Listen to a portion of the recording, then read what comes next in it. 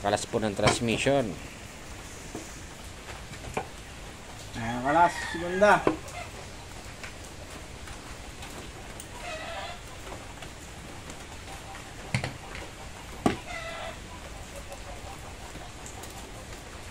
Ito, babad mo yung mga bearing natin may bilisan.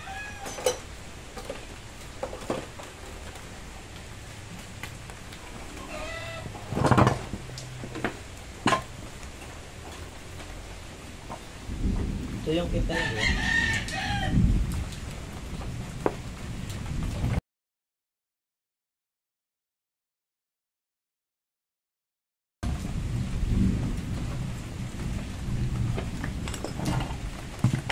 Tinanggal mo pa yung bearing nito? Ay, yung lock nito rito, tinanggal mo? Hindi. Ito? Hindi. Ha? Hindi. Ano ko rito? Hindi tinanggal yung lock mo? Hindi tinanggal. Maganda nga po mga katropa.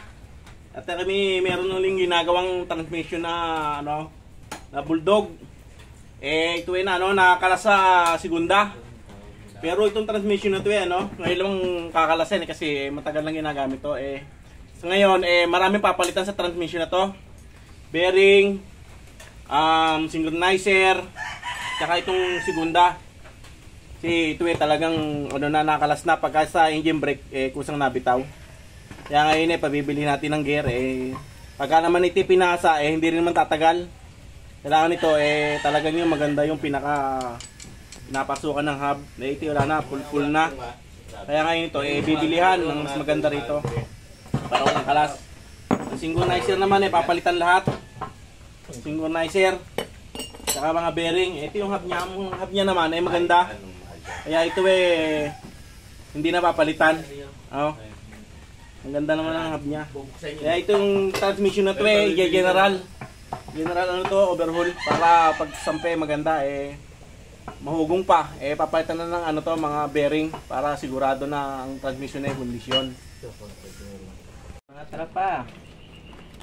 Ito na nga pala, tapos na pasensya na't di na videoan yung mga ilang natin sinama rin na lang na lang pinutol-putol na lang.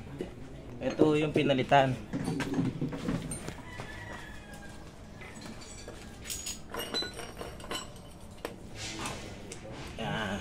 Aha. Ito yung mga pinalitan maingay yun bearing saka yung sa segunda yung gear pinalitan dahil nakalaso. Bulbul na ho yung ngipin niya dito mga tropa.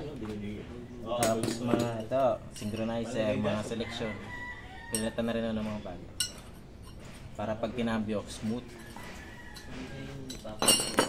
Sa ito yung release bearing nagpalit na rin